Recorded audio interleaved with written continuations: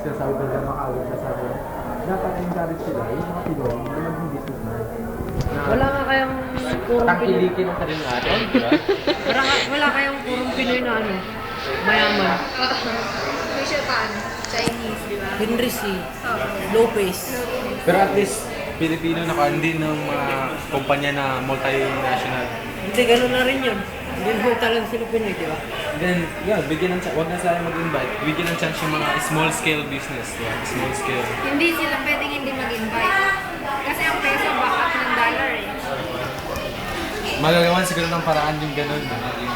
Ang nangyayari, naging alipin tayo sa sariling bansa, di ba?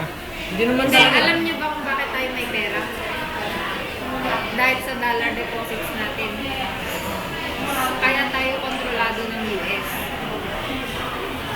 Kasi kung kunyari, hindi nila tayo releasean ng pampagawa ng pera, hindi tayo magkakapera.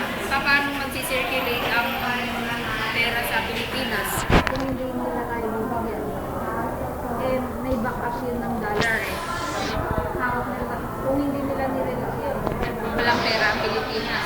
At isa rin sumasakit. Sinexure Tayo talaga. mga Pilipino, may pagkapantayan. Pagka pinakakulit natin ng produkto ng banyaga talaga eh. Dapat yung kay President Carlos P. Garcia, yung Filipino first policy, maganda sana yan eh.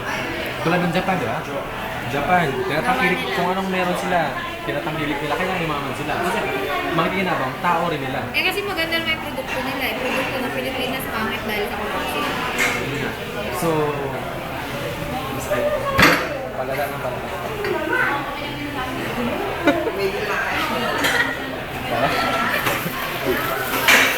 Hindi mo natapos, no?